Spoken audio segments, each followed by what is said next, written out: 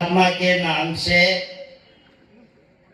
सभी संतों और महापुरुषों ने हजारों साल से बड़ा संघर्ष करके हमें जीने का मार्ग इसमें समझाने का काम किया है। कहा जाता है संत की जाति कभी नहीं पूछना चाहिए, संत का ज्ञान पूछना चाहिए। और सदगुरु रविदास जी ने कहा है कि अगर परमात्मा को आपको देखना है तो संत के अंदर जाकर आपको परमात्मा का रूप देखने को मिल सकता है। तो बहुत ही बड़ी ये सिस्टम हजारों साल से चल रही है। बौद्ध से शुरू होती है, दक्षिण में कर्नाटक में संत आरण्य और बसवेश्वर महाराज से शुरू होती है, महाराष्ट्र में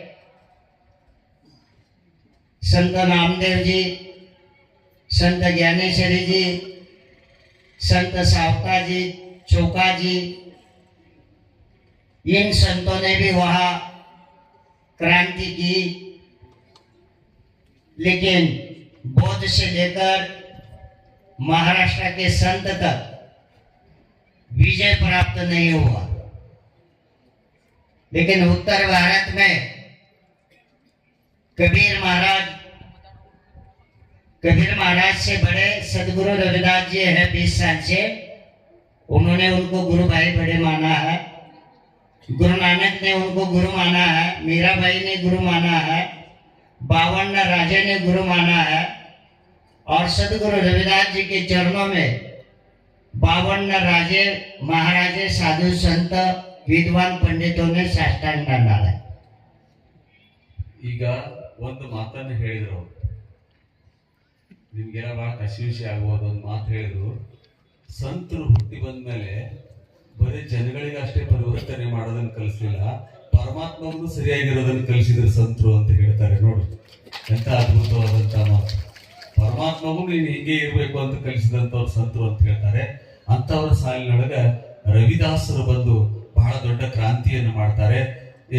ಯಾವುದು ಕೆಳಮಟ್ಟದ ಜನಾಂಗ ಅಂತೀವಲ್ಲ, ಅಂತಹ ಜನಾಂಗದೊಳಗೆ ಹುಟ್ಟಿ ಬಂದಂತವ್ರು ಮುಂದೆ ಬ್ರಾಹ್ಮಣ ಗಣ ಮನ ಪಂಡಿತರು, ರಾಜ ಮಹಾರಾಜರು ಬಂದು ಅವ್ರಿಗೆ ಶರಣಾಗ್ತಾರೆ, ಅವರ ವಿಚಾರಧಾರೆಗಳನ್ನ ಅನುಕರಣೆ ಮಾಡ್ತಾರೆ, ಆ ಪಂಥಕ್ಕೆ ಅವರು ವಾಲ್ತಾರೆ ಅನ್ನೋ ಮಾತನ್ನ ಹೇಳ್ತಾರೆ.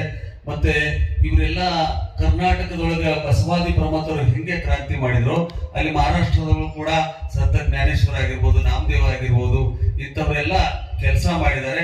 ಒಟ್ಟಿನಲ್ಲಿ ಸಂತರ ಕೆಲಸ ಏನಿತ್ತು ಅಂತ ಕೇಳಿದ್ರೆ, ಮಾನವರು ಬದುಕಬೇಕು, ಮಾನವರಿಗೆ ಒಳ್ಳೇದಾಗಬೇಕು ಹೊರತಾಗಿ ದೇವ್ರಿಗೆ ಒಳ್ಳೇದಾಗಬೇಕು ಅಂತ ಬದುಕಿದವರಲ್ಲ, ಮಾನವರ ಸಲುವಾಗಿ ಸಂತರು ಬದುಕಿದ್ರು ಅನ್ನೋ ಮಾತನ್ನ ಹೇಳ್ತಾ ಇದ್ದಾರೆ ಪೂಜ್ಯ.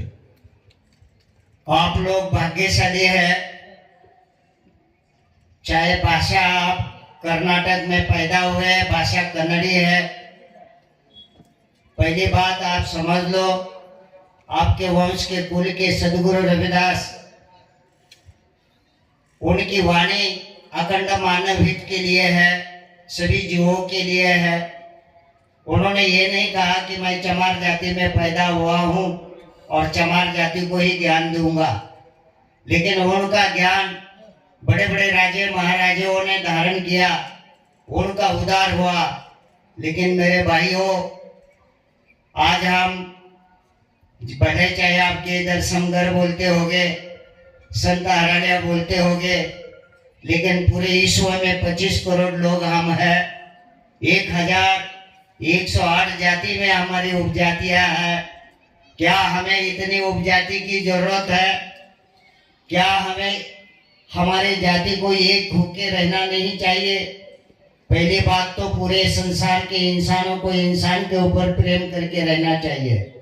कम से कम हम हमारे परिवार को सुखी देखते हैं, परिवार को ठीक ठाक करने का बीड़ा हमारा होता है। जो कमाया हुआ धन हम सब परिवार को लगाते हैं, तो साथ में हमारा परिवार के साथ साथ समाज का भी एकता होना बहुत जरूरी होता है, देश का भी हमारा एकता होना बहुत जरूरी होता है। तो क्या हमें हमारे गुरुओं ने दिया हुआ संदेश समझकर धारण करके एक होने की आज जरूरत है। आज पूरे विश्व में हम सदगुरु रविदास की वाणी इतनी पीवर है कि संसार में प्योर जिसको सोने को बोला जाता है 24 कैरेट का है, ऐसा सदगुरु रविदास की वाणी है। गुरु रविदास जी ने कहा मन चंगा तो कटोठी में गंगा। गुरु रविदास जी ने कहा शरीर को नचाने वाला, शरीर का उद्धार करने वाला, शरीर जो ये मंदिर है, इस मंदिर में बैठा वाला राम वो कैसा होना चाहिए? पवित्र होना चाहिए। तो इसके लिए सबसे पहला उन्होंने कहा मन चंगा तो कटोठी में गंगा। तो कटवट यानी इधर उधर नहीं है, वो हमारा शरीर है, शरीर के अंदर मन है, मन हमारा अच्छा होना चाहिए, तब हमारा अच्छा होता है। ಈಗ ನಾವು ಮೋಚಿ ಜನಾಂಗದವರು 25 ಕೋಟಿ ಜನಗಳಿದ್ದೇವೆ ಭಾರತ ದೇಶದೊಳಗೆ. ಆದ್ರೂ ಕೂಡ ನಾವೆಲ್ಲರೂ ಒಂದೇ ಜಾತಿ ಒಂದೇ ಪಂಥ ಅಂತ ನಾವು ಅನುಸರಿಸ್ತಾ ಇಲ್ಲ. ಅದರಲ್ಲಿ ಹಲವಾರು ವಿಧಗಳನ್ನು ಮಾಡಿದ್ದೀವಿ. ಅವರೆಲ್ಲರೂ ಒಂದಾಗಿ ಹಳೆಯನವರ ಧರ್ಮ ಆಗ್ಲಿ ಅಥವಾ ನಮ್ಮ ರವಿದಾಸ್ ಅವರ ಧರ್ಮ ಆಗ್ಲಿ ಅನುಕರಣೆ ಮಾಡ್ಕೊಂಡು ಬಂದು ಮೊಟ್ಟ ಮೊದಲು ನಾವೆಲ್ಲರೂ ಸಂಘಟಿತರಾಗೋಣ, ನಾವೆಲ್ಲರೂ ಮೋಚಿ ಜನಾಂಗ ಒಂದು ಅನ್ನೋ ಭಾವ ನಮ್ಮಲ್ಲಿ ಬರಲಿ ಅನ್ನೋ ಮಾತನ್ನ ಹೇಳ್ತಾ ಇದ್ದಾರೆ. ಅದಕ್ಕಾಗಿ ಮನಸ್ಸು ಬಹಳ ದೊಡ್ಡದು.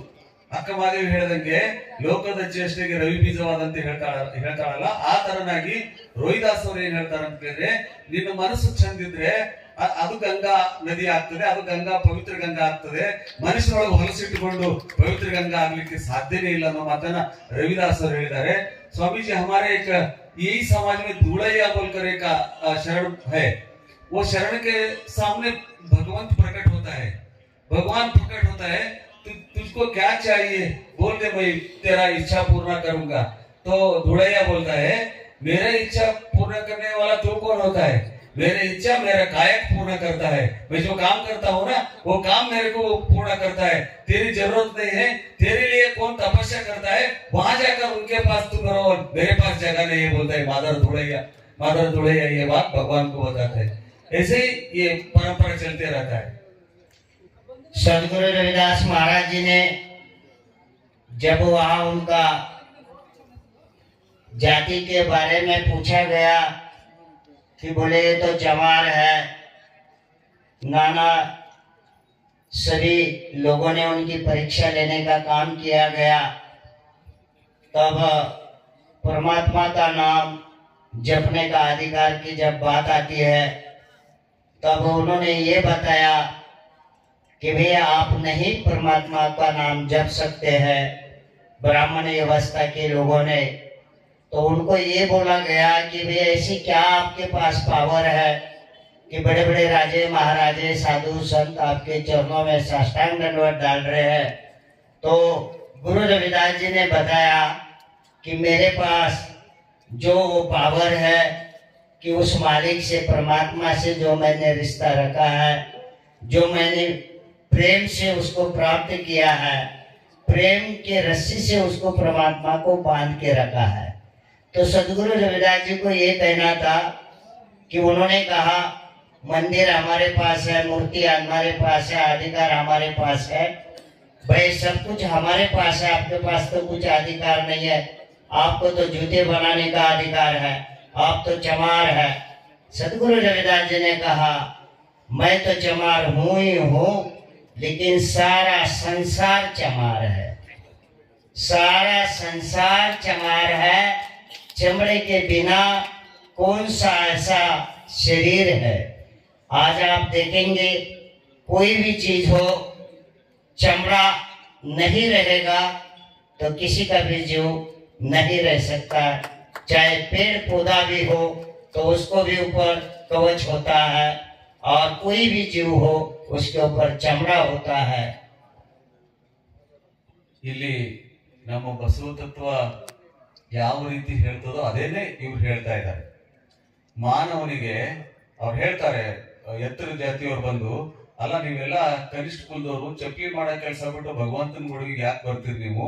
ಭಗವಂತ ನಿಮ್ಗೆ ಸಿಗೋದಿಲ್ಲ, ಚಪ್ಲಿ ಹೊಲಿಯ ಕೆಲಸ ಮಾಡು, ತೊಗಲಿನ ಕೆಲಸ ಮಾಡು ಅಂದಾಗ ಅವ್ರು ಹೇಳ್ತಾರೆ ರವಿದಾಸ್ ಅವರು, ತೊಗಲಿನ ಕೆಲಸ ಮಾಡೋರು ನಾವು ಅಷ್ಟೇ ಅಲ್ಲ, ತೊಗಲಿಲ್ಲದೆ ಯಾರು ಬದುಕಂಗಿಲ್ಲಲ್ಲ. ಆ ತೊಗಲಂದ್ರೆ ಎಲ್ಲರೂ ಚಮ್ಮಾರು ಜನನೇ ಇದ್ದೀರಿ ಅನ್ನೋ ಮಾತನ್ನ ರೋಹಿದಾಸ್ ಅವ್ರು ಹೇಳ್ತಾರೆ. ಅದು ಹೇಳ್ತಾರಲ್ಲ, ದೇವರು ಒಲಿದಾತ ನಿಜಾತ ಸರ್ವಜ್ಞ ಅಂತ ಹೇಳ್ತಾರಲ್ಲ, ಹಂಗೆ ಎಲ್ಲರಿಗೂ ದೇವರು ಒಬ್ಬರೇ ಇದ್ದಾನೆ. ದೇವರು ಜಾತಿ ನೋಡಿ, ಪಂಥ ನೋಡಿ, ಮತ ಅವರ ಎತ್ತರ ವೈಭವ ನೋಡಿ ಬರ್ತಿದ್ರೆ ಅದು ದೇವರಲ್ಲ. ಯಾರು ಸರಳತೆ ಸಜ್ಜನಿಕೆಯಿಂದ ಇರ್ತಾರೋ ಅವ್ರ ಮೇಲೆ ದೇವ್ರು ಇರ್ತಾನೆ. ಅದಕ್ಕಾಗಿ ಈ ಜನಗಳಿಗೆ ನಾ ಬಾ ಅಂತೇನು ಆಮಂತ್ರಣ ಕೊಟ್ಟಿಲ್ಲ, ನನ್ಗೆ ಬಾಗು ಅಂತ ಹೇಳಿಲ್ಲ. ಒಂದಿಷ್ಟು ಹೃದಯದೊಳಗೆ ಪ್ರೀತಿ ತುಂಬಿಕೊಂಡಿದೀನಿ, ಆ ಪ್ರೀತಿ ಇವ್ರನ್ನ ಆಕರ್ಷಣೆ ಮಾಡಿ ಕರ್ಕೊಂಡ್ ಬಂದದಂತ ಆ ಎತ್ತರ ಜಾತಿಯವರಿಗೆ ರವಿದಾಸ್ ಅವರು ಉತ್ತರ ಕೊಡ್ತಾರೆ. जब ब्राह्मण लोगों ने ये पूछा तो उन्होंने बताया कि भी मैं ये पूजा नहीं करता हूँ जो आप पूजा करते हैं। तो उन्होंने बताया कि हम तो गंगा जल पीड़ पे डालते हैं, हम तो दूध पीड़ पे चढ़ाते हैं, फूल निवेद्य पीड़ पे चढ़ाते हैं। तो गुरु रविदास जी को पूछा गया कि वे आपके पूजा में ऐसी कौन सी चीज है कि सारा संसार आपके पास चरण दंडवत कर रहा है। तो उन्होंने बताया कि मैं इस चीज से परमात्मा को खुश नहीं करता हूँ पूजा के इस पूजा पाठ से। तो मैं जो करता हूँ पूजा कि मैं तन और मन पवित्र करके प्रभु परमात्मा के चरणों में अर्पण करता हूँ। तो उसके लिए उन्होंने कहा का मथुरा का द्वारका का काशी हरिद्वार रविदास खोज दिला अपना तो मेरे या दिलदार। तो उन्होंने कहा कि जो गंगा जल है मछली ने जूठा किया है, जल प्राणी वही निर्माण होते हैं और जल प्राणी वही निर्माण होके वही क्रिया करके वही नष्ट होते हैं, इसलिए मैं जल परमात्मा के ऊपर नहीं चढ़ाता हूँ। उन्होंने कहा कि ये दूध जो है बछड़े ने जूठा किया है और ये दूध हमारे लिए नहीं है। बछड़े का दूध हम उसको छोड़कर बाद में उसको अलग करके दूध निकाल के लेते हैं। तो बछड़े ने ये जो दूध जूठा किया, मैं दूध नहीं चढ़ा सकता हूँ परमात्मा के ऊपर। फूल के बारे में उन्होंने कहा ये फूल जो खुल जाता है तो बहुरे ने उसको जूठा किया रहता है, रस चूच लिया रहता है। तो उन्होंने कहा मैं फूल भी परमात्मा के ऊपर नहीं चढ़ा सकता हूँ, निवेद्य भी नहीं चढ़ा सकता हूँ। तो उन्होंने कहा फिर आप क्या परमात्मा को चढ़ा सकते हैं। तो उन्होंने कहा कि ये मेरा तन और मन जो है पवित्र है, वही मैं परमात्मा के ऊपर चढ़ा सकता हूँ। तेरो किया तुझ किया अर्पो, ये सब परमात्मा आपने किया है और सभी झूठी चीज है, इसलिए मैं आपका ही लेके झूठी चीज लेके आपके ऊपर नहीं चढ़ा सकता हूँ कि तन मन मैं आपके चरणों में अर्पण करता हूँ, यही मेरी पूजा है। ನಮ್ಮ ಬಸವ ತತ್ವದೊಳಗೊಂದು ವಚನದಾಗ ಹೇಳ್ತಾರೆ, ವೇದ ಪ್ರಿಯನೂ ಅಲ್ಲ ನಾದ ಪ್ರಿಯನೂ ಅಲ್ಲ ಅಂತ ಹೇಳ್ತಾರಲ್ಲ, ಆ ವಚನದ ಒಂದು ಭಾವಾರ್ಥನೇ ಇವ್ರು ಹೇಳಿದಂಗೆ ಭಗವಂತನಿಗೆ ಏನ್ ಅರ್ಪಣೆ ಮಾಡ್ತೀವಿ ಅಂತ ಕೇಳಿದ್ರೆ ಹಾಲು ಹೂವ ಇವೆಲ್ಲ ಧನ ಧಾನ್ಯನ ಅರ್ಪಣೆ ಮಾಡೋದಕ್ಕೆ ಅದು ದೇವ್ರು ಕೊಟ್ಟದ್ದು ದೇವ್ರಿಗೆ ಅರ್ಪಣೆ ಮಾಡಿದ್ರೆ ಅದು ಸಮಂಜಸ ಅಲ್ಲ. ಇವೆಲ್ಲ ಮಡಿವಂತಿಕೆ ಜನಗಳಿಗೆ ಬುದ್ಧಿ ಹೇಳುವಂತ ಮಾತು, ಇವು ಯಾವುದಾಗೂ ಮಡಿ ಇಲ್ಲ. ಹಂಗಾದ್ರೆ ಏನು ರವಿದಾಸ ನಿನಗೆ ಯಾವ್ದು ಭಗವಂತಗೆ ಅರ್ಪಣೆ ಮಾಡ್ತಿ ಅಂದ್ರೆ ನನ್ನಲ್ಲಿ ಅರ್ಪಣೆ ಮಾಡುವಂತದ್ದು ಯಾವುದಿಲ್ಲ, ಎಲ್ಲಾ ಭಗವಂತ ಕೊಟ್ಟದೈತೆ. ನನ್ನಲ್ಲಿ ಅರ್ಪಣೆ ಮಾಡುವಂತ ಒಂದೇ ವಸ್ತು ಅಂದ್ರೆ ನನ್ನ ಮನಸ್ಸನ್ನ ಭಗವಂತಗೆ ಅರ್ಪಣೆ ಮಾಡ್ತೀನಿ, ಅದೇ ಸಾಕ್ಷಾತ್ಕಾರ ಅನ್ನೋ ಮಾತನ್ನ ರವಿದಾಸ್ ಅವರು ಹೇಳ್ತಾರೆ. मैं सदगुरु रविदास महाराज के ऊपर बताना है तो मेरी जिंदगी लगा रख चुका हूँ। अभी भी हम आगे बता रहे हैं कि समय देखते हुए मैं थोड़ा थोड़ा आपको समझाने की कोशिश करूंगा, क्योंकि एक ही विषय में मैं समझाऊंगा तो समाज को परिवर्तन की तरफ जब चलना चाहिए तो वो दिशा नहीं मिलेगी, तो उसके कारण समाज को ज़्यादा पता नहीं चलता है। मैं आपको थोड़ा थोड़ा हिंट दे रहा हूँ। पहली बात, जो ये महापुरुष परमात्मा संसार और मानव और भक्ति का मार्ग और परमात्मा का मार्ग, ये बहुत इजी और सही है। इसको बताने वाले ने बहुत उलट सुलट रास्ते से बताया गया है। तो ये संतों और महापुरुषों ने बहुत सही मार्ग हमें दिया है, उस मार्ग पे चलना, ये मेरा आपको संदेश है। ದೇವರನ್ನ ಹಲವಾರು ಜನ ಹಲವಾರು ರೀತಿಯಿಂದ ಪೂಜೆ ಮಾಡೋದು ಅಂತ ನಿಮ್ಮನ್ನ ಅಂಧಕಾರಕ್ಕೆ ಕರ್ಕೊಂಡು ಹೋಗ್ತಾ ಇದ್ದಾರೆ. ದೇವರ ಪೂಜೆ ಮಾಡುವಂತ ವಸ್ತು ಅಲ್ಲ, ಅದನ್ನ ಅನುಭವಿಸುವಂತ ವಸ್ತು. ನಾವು ದೇವರ ಆಗ್ಬೇಕಾದ್ರೆ ಸಾಧ್ಯ ಇದೆ. ದೇವರನ್ನ ಪೂಜೆ ಮಾಡಿ ದೇವರಾಗ್ಲಿಕ್ಕೆ ಬರೋದಿಲ್ಲ. ದೇವರ ಹಂಗೆ ಅಂದ್ರೆ ನಮ್ಮ ಆತ್ಮ ನಿವೇದನೆ ಮಾಡ್ಕೊಳ್ಳೋದ್ರ ಮುಖಾಂತರ, ನಮ್ಮ ನಡೆ ನುಡಿ ಸಿದ್ಧಾಂತದ ಮುಖಾಂತರ ನಾವು ನಮ್ಮ ಮನಸ್ಸನ್ನ ಪರಿವರ್ತನೆ ಮಾಡಿಕೊಂಡು ದೇವರನ್ನ ಸಂತೃಪ್ತಿ ಮಾಡಬಹುದೇ ಹೊರತಾಗಿ ಉಳಿದ ಯಾವ ಪಡಿ ಪದಾರ್ಥಗಳಿಂದ ದೇವರನ್ನ ಸಂತೃಪ್ತಿ ಮಾಡ್ಲಿಕ್ಕೆ ಆಗೋಲ್ಲ ಅನ್ನೋ ಮಾತನ್ನ ರವಿದಾಸ್ ಅವರು ಹೇಳಿದ್ದಾರೆ ಅಂತ ಹೇಳಿ. समय बलवान होता है। हजारों साल से संतों और महापुरुषों ने मानव को दिशा दी है, लेकिन हजारों साल का समय आज आपके पास नहीं है। आपका समय आपके पास है। आपका समय आपका जीवन का उद्धार कर सकता है। समय के हिसाब से आपको महापुरुषों को याद रखते हुए आगे का कर्म करना है। आगे का कर्म अपना जो है, पहली बात तो इस देश की व्यवस्था परमात्मा के नाम से बहुत ठगने वाली है। परमात्मा के नाम से ठगने वाली है। इसलिए सदगुरु रविदास जी ने कहा, हाथ जप माला माते तीला, जग ठगने को स्वांग बनाया। तो ये जो है स्वांग भी, इसमें 90% धार्मिक व्यवस्था में लोग ठगने का काम कर रहे हैं। इससे सावधान भी रहना आपका धर्म है। ऐसा नहीं कि इन्होंने कर्मकांड अंधश्रद्धा से आपको बाहर निकालने का काम किया है।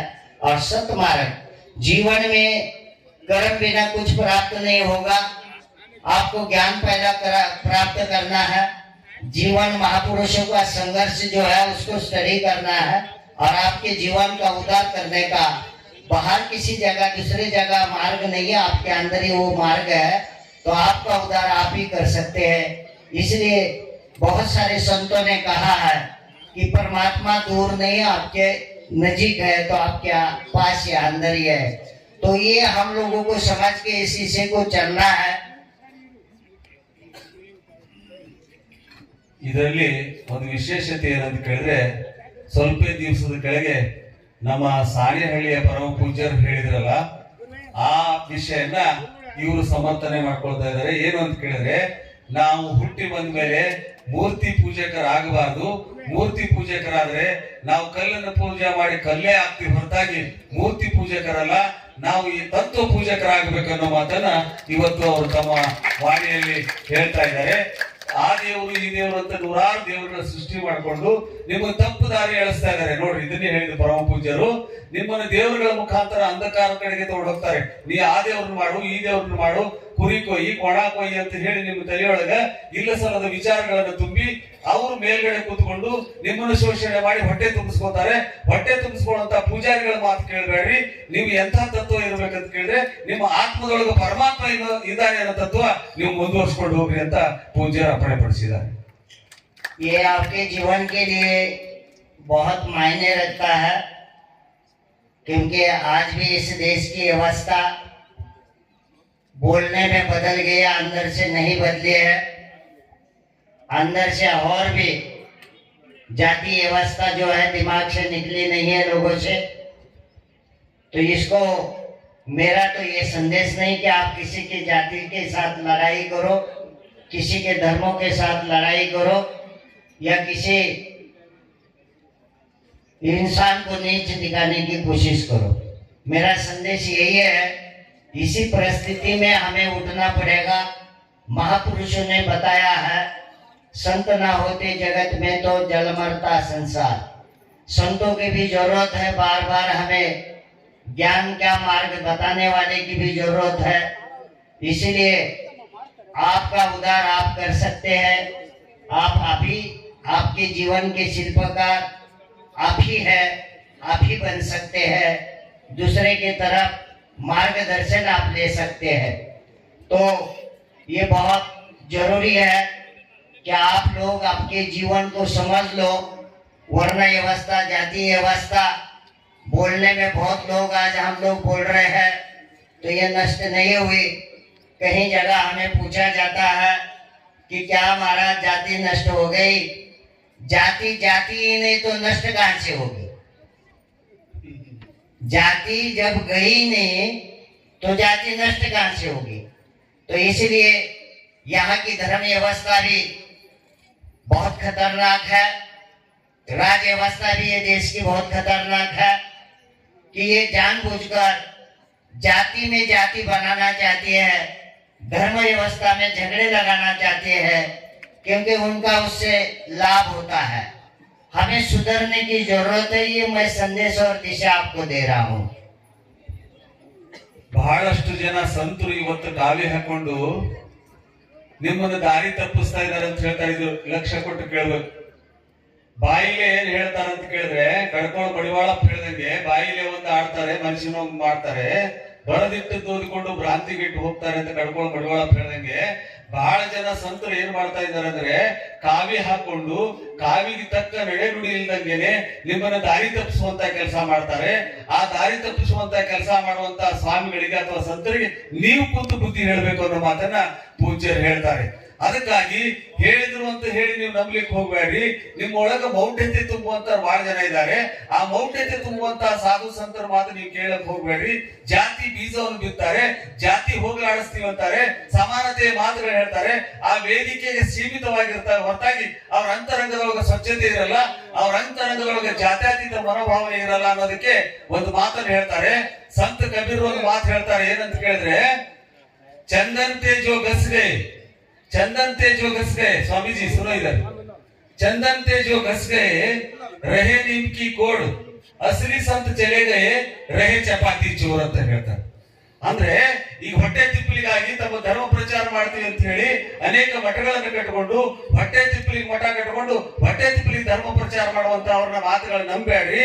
ಯಾರು ನಿಮ್ಮನ್ನು ಪರಿವರ್ತನೆ ಮಾಡಿ ಬಸವ ತತ್ವ ಆಗಿರ್ಬೋದು, ಇನ್ಯಾವುದೇ ಒಳ್ಳೆಯ ತತ್ವ ಆಗಿರ್ಬೋದು, ಆ ತತ್ವದ ಮೇಲೆ ನಡೆಸುವಂತಹ ಸ್ವಾಮಿಗಳು ಬಂದ್ರೆ ಅವ್ರಿಗಷ್ಟೇ ಅವ್ರ ಮಾರ್ಗದರ್ಶನ ತಗೊಳ್ರಿ ಅನ್ನೋ ಮಾತನ್ನ ಪೂಜ್ಯರು ಇವತ್ತ ಅಪ್ಪಣೆಪಡಿಸಿದ್ದಾರೆ. बोलने के लिए बहुत कुछ है, लेकिन महापुरुष बहुत बैठे हैं और हमने मिशन के बारे में हो, धर्म के बारे में हो, लेकिन मैं एक जरूर कहना चाहता हूँ आपको कि आपको 3 जगह बहुत सोच समझ के जीवन में कर्म करने की जरूरत है। एक तो भक्ति, भक्ति ऐसी जगह आपकी होनी चाहिए कि वहां ठगी अवस्था नहीं होनी चाहिए। दूसरा जितना धर्म और संत महापुरुष के आशीर्वाद से समाज को लगता है कि बहुत महापुरुषों के आशीर्वाद से ये सब कुछ हमारा कल्याण होता है, तो शायद आप भूल गए हैं आपके कर्म से आपका कल्याण होता है। ये एक बात आपको ध्यान में रखना है कि आप किस महापुरुष के विचारों को धारण कर रहे हो, अच्छी विचारधारा होनी चाहिए जैसा। और दूसरा वोट डालना होता है। ये देश में राजनीति में जितनी पावर और ताकत है उतनी पत्थर की मूर्ति में ताकत नहीं है। पत्थर की मूर्ति ना खाती है, ना बोलती है, ना सुनती है, ना कुछ नहीं है। वो आपको मार्गदर्शन करने के लिए, आपको परिवर्तन करने के लिए वो दरबार प्रार्थना स्थल है, वहां से ज्ञान आपको मिल सकता है। लेकिन जो ये देश की जो आज के आपका कमाई का धन देश के खजाने में जाता है, वापिस से देश के हित के लिए आता है, तो वो देश के हित के लिए सभी का शेयर हिस्सा होता है। आपका भी हिस्सा होगा, आपका भी जो भी कुछ है। एक ही धर्म को, एक ही जाति को या एक ही परंपरा सिस्टम को केंद्र के अंदर से धन नहीं जाना चाहिए। आपके भी धर्मों में आपके भी गुरुओं को धन मिलना चाहिए, और आपके वहां से जो धन आता है, बहुत सारी ताकत से धन आता है, करोड़ों रुपया धन आता है, और भक्तों से जो धन आता है कम धन आता है। तो इसलिए वोट डालते टाइम में आपको ये बहुत गहराई से दिमाग में रखना है और सही जगह वोट डालना चाहिए। ये एक राजनीति में समझ, राजनीति जब तक मजबूत अच्छी रहेगी तो धर्म भी अच्छा रहेगा। और फिर आता है सामाजिक व्यवस्था। सामाजिक व्यवस्था कब आप अच्छी होती है? जब आपका ये दोनों ठीक है तो समाज व्यवस्था आपकी ठीक है। तो समाज व्यवस्था के लिए भी जहां आप कोई सहयोग करते हैं, मुझे आज ये नहीं लगता है कि अगर आप हरियाणा महाराज को मानने वाले लोग हैं तो शायद इतने ही लोग आप इधर होंगे, बहुत लाखों लोग होंगे। लेकिन जब आपको ऐसा मौका आता है तो छोड़ना नहीं चाहिए। अपने समाज की एकता है, समाज की ये ताकत है। जिस दिन आप एकता दिखाओगे तब इसका बहुत बड़ा बेनिफिट होता है। सदगुरु रविदास जी ने कहा, मधुमक्खी समझते हैं, ऐसा रहो कि मधुमक्खी सरीका, छत सरीका, छत सरीका रहने से एकता, एक होते हैं और एकता का वहां से निचोड़ मिलता है, शहीद मिलता है। शहीद बहुत काम करता है जीवन में। तो ऐसा हमें एक होके कुछ निचोड़ निकालकर ताकत बनाकर समाज को बेनिफिट मिलने तक एकता के साथ रहना चाहिए, चाहे धर्म हो, चाहे राज्य व्यवस्था हो, चाहे सामाजिक व्यवस्था। ये हो गया मेरा एक संदेश आपको इसके लिए। ಕೊನೆಯಲ್ಲಿ ಅವರು ತಮ್ಮ ಸಂದೇಶವನ್ನು ಮುಕ್ತಾಯ ಮಾಡ್ತಾ ಹೇಳ್ತಾರೆ, ಎರಡು ನಮಗೆ ಬಹಳ ಮುಖ್ಯವಾದ ಒಂದು ಕೆಲಸ ಹೇಳ್ತಾರೆ. ಒಂದು ನಮ್ಮ ರಾಜ್ಯದ ನೇತಾರನ್ನ ಆರಿಸೋದು, ಇನ್ನೊಂದು ನಮ್ಮ ಗುರುಗಳನ್ನ ಗುರುತಿಸೋದು.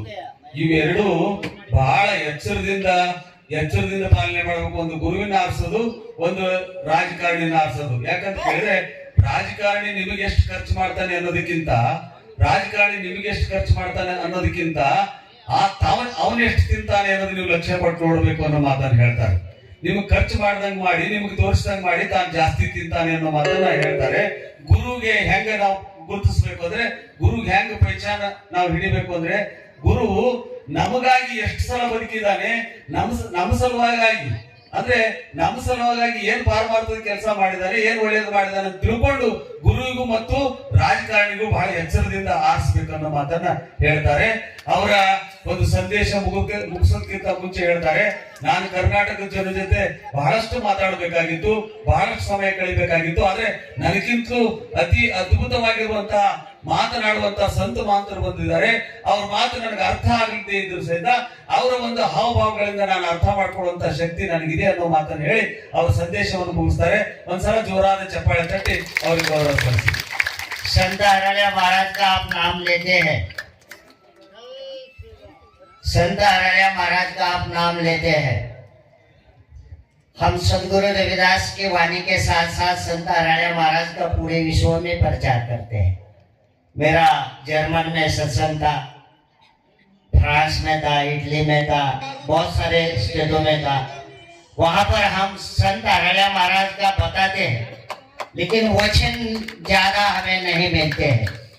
यही कहानी होती है कि चमड़ा निकाला, जूता बना दिया, जाति विरोध शादी हो गए, फिर उनको दोनों परिवारों को वहां की व्यवस्था ने आदेश दिया, मार दिया।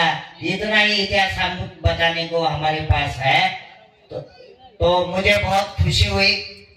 अभी हरण्य महाराज जी कह रहे हैं कि वचन मिले हैं, वचन बिना प्रकाश नहीं डाल सकते हैं।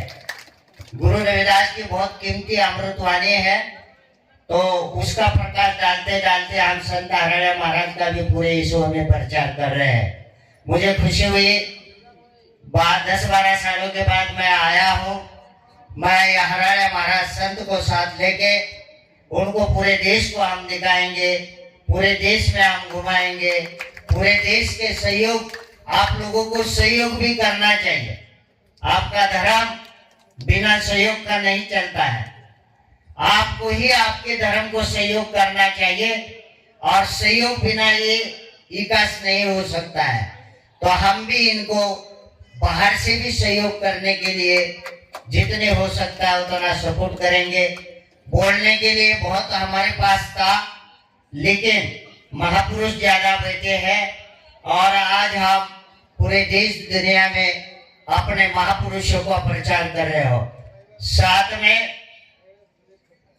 अभी बहुत खुशी है, आज रिलीज कर रहे ट्रेलर, अच्छी बात है। और मैं 6 और 7 दिसंबर को यहाँ के लोगों को निमंत्रण दे रहा हूँ। पुणे में हमारे विश्व के धर्म गुरु आते हैं, और वहाँ तीसरा पीठ है अपना, पहला काशी में है, दूसरा पंजाब में है, तीसरा पुणे में है, चौथा हरियाणा में है। तो बाकी विश्व में सभी जगह प्रचार होता है। तो पुणे में 6-7 दिसंबर को आप सभी महापुरुषों को और यहाँ गुरु भक्तों को हम निमंत्रण दे रहे हैं। रही बात मेरी वाणी हिंदी रहने के कारण हो सकता है शब्दों की रचना अलग आपको सुनने मिली होगी। अगर कोई गलत शब्द सुनने को मिला हो तो क्षमा पात्र हो, मुझे वापस देना। अगर जो अच्छे आपके हित का जो शब्द है वही ले लेना। साथ साथ ऊपर बाबा साहब का फोटो लगा है, इधर बाबू जगजीवन राम का फोटो लगा है। इन महापुरुषों का सामाजिक राजनीति में बहुत बड़ा काम है, इनको भूल नहीं सकते हम लोग। तो इन लोगों के विचारों को भी समझना बहुत जरूरी है, क्योंकि उनकी फोटो लगी और मैं नाम ना लूं तो ये अच्छी बात नहीं। मेरा अगर थोड़ा नहीं समझा हो तो क्षमा पात्र हूँ। भाषा मेरी हिंदी है, आपकी मातृभाषा अलग है। अच्छा, बहुत खुशी हुई, बहुत अच्छा लगा। अगले साल मैं इस महाराज के पास बहुत ठीक तरह से समय लेके आऊंगा। आगे मुझे जाना है तो मैं यहीं पर मेरी वाणी को संत हरण्य महाराज, बसवेश्वर महाराज, सदगुरु रविदास महाराज और बहुजन समाज के और भी संत महापुरुषों के चरणों में अर्पण करता हूँ। जो बोले सो निर्भय, सतगुरु रविदास महाराज की जय, संत बसवेश्वर महाराज की जय, संत हरण्य महाराज की जय, सर्व संत समाज की जय। जय गुरुदेव, धन गुरुदेव। ಒಂದು ತೊಂದರೆ ಏನು ಅಂತ ಕೇಳಿದ್ರೆ, ಬಸವಣ್ಣನವ್ರ ವಚನಗಳಿದಾವೆ, ಹರಳಯ್ಯನವ್ರ ವಚನ ಇದ್ರೆ ನಮ್ಗೆ ಕೊಡ್ರಿ, ನಾವು ಪ್ರಚಾರ ಮಾಡ್ತೀವಿ ಅಂತಿದ್ದಾರೆ। स्वामीजी, हरळैया का जीवन ही एक वचन है, हरळैया का जीवन ही एक वचन है, हरळैया का त्याग ही एक वचन है। थोड़ा सा वचन है उनके भी, वो भी प्राप्त होने के बाद हाँ वो दे सकते हैं। मैंने बोला ना, जो मूलभूतवादी ने बहुत सारे वचनों को जला दिया और उधर इधर फेंक दिया, वो नष्ट कर दिया है, इसलिए थोड़ा प्रॉब्लम है। और हाँ, ಹಂಗೆ ಹೇಳ್ತಾ ಏನ್ ಹೇಳ್ತಾರಂದ್ರೆ ಅವರು, ನಾನು ಎಷ್ಟು ರಾಷ್ಟ್ರಗಳಿಗೆ ಹೋಗಿ ಪ್ರಚಾರ ಮಾಡ್ತಾ ಇದ್ದೀನಿ, ನಮ್ಮ 4 ಶಾಖೆಗಳಿದಾವೆ, ಎಲ್ಲಿ ಪಂಜಾಬ್ದೊಳಗೊಂದು, ಡೆಲ್ಲಿ ಒಳಗೊಂದು, ಕಾಶಿ ಒಳಗೊಂದು, ಮತ್ತೆ ಈ ನಾನಾ ಕಡೆ ಎಲ್ಲ ನಾವು ಬ್ರಾಂಚಸ್ ಗಳನ್ನು ಮಾಡಿದೀವಿ, ಅಲ್ಲಿ ದೊಡ್ಡ ದೊಡ್ಡ ಕಾರ್ಯಕ್ರಮಗಳು ಮಾಡ್ತೀವಿ। ನಾಳೆ ಡಿಸೆಂಬರ್ದೊಳಗೆ ಪುನಾದೊಳಗೆ ಡಿಸೆಂಬರ್ 6, 7, 5, 6 ಅಂತ ಕಾಣ್ತಾ ಇದೆ, 6-7ನೇ ತಾರೀಕು ನಿಮ್ಮನ್ನೆಲ್ಲ ಬರ್ಲಿಕ್ಕೆ ನಾನು ಆಮಂತ್ರಣ ಕೊಡ್ಲಿಕ್ಕೆ ಬಂದೀನಿ ಅನ್ನೋ ಮಾತನ್ನ ಹೇಳ್ತಾ ಇದ್ದಾರೆ, ನಿಮ್ಮನ್ನ ಕರೀಲಿಕ್ಕೆ ಬಂದೀನಿ ಅಂತ ಹೇಳ್ತಾರೆ। ನೀವು ಎಷ್ಟರ ಮಟ್ಟಿಗೆ ಭಾಗವಹಿಸ್ತೀರಿ ಅನ್ನೋದು ನಿಮಗೂ ಬಿಟ್ಟಿದ್ದು। ಹಾಗೆ ಒಂದು ಮಾತನ್ನು ಹೇಳಿದ್ರು, ಇಷ್ಟೆಲ್ಲ ಮಾತಾಡಿದೀನಿ, ನನಗೆ ಹಿಂದಿ ಭಾಷೆಯಲ್ಲಿ ನಿಮಗೆ ತಿಳ್ಕೊಳ್ಳೋದ್ರಲ್ಲಿ ಆಗ್ಲಿ ಅಥವಾ ನಾನು ಹೇಳೋದ್ರಲ್ಲಿ ಆಗ್ಲಿ ಸ್ವಲ್ಪ ಏನಾದ್ರು ವ್ಯತ್ಯಾಸ ಆದ್ರೆ ಅದನ್ನ ನಿಮ್ಮ ಮನೆ ಮಗ ಅಂತ ಕ್ಷಮೆ ಮಾಡಬೇಕು ಅಂತ ಕ್ಷಮೆಯನ್ನು ಕೇಳ್ತಾ ಇದ್ದಾರೆ। ಮತ್ತೆ ಇನ್ನು ಮೇಲೆ ನಾನು ಹಿಂಗೆ ಬಿಡೋದಿಲ್ಲ, ಇನ್ನು ಮೇಲೆ ಹರಳಯ್ಯನವರಿಗೆ ಇಷ್ಟೇ ಬಿಡೋದಿಲ್ಲ, ನಿಮ್ಮ ಸ್ವಾಮೀಜಿ ಅವ್ರನ್ನ ಕರ್ಕೊಂಡು, ನಿಮ್ಮ ಹರಳಯ್ಯ ಸ್ವಾಮೀಜಿ ಅವ್ರನ್ನ ಕರ್ಕೊಂಡು ಹರಳಯ್ಯನ ಪ್ರಚಾರವನ್ನ ಇಡೀ ಭಾರತ ತುಂಬಾ ಅಲ್ಲ, ವಿದೇಶಕ್ಕೂ ಕೂಡ ಪ್ರಚಾರ ಮಾಡ್ತೀನಿ ಅನ್ನೋ ಜವಾಬ್ದಾರಿನ ಅವ್ರು ಹೊತ್ತುಕೊಂಡಿದ್ದಾರೆ। ಅವರಿಗೆ ಇಲ್ಲಿಗೆ ಅವರ ಸಂದೇಶದ ಮುಕ್ತಾಯನೂ ಕೂಡ ಸೂಚನೆ ಮಾಡಿದ್ದಾರೆ। ಅವ್ರಿಗೆ ಮತ್ತೊಮ್ಮೆ ಜೋರಾದ ಚಪ್ಪಾಳೆ ತಟ್ಟಿ ಗೌರವ ಸಲ್ಲಿಸಬೇಕು ಅಂತ ಹೇಳ್ತಾರೆ।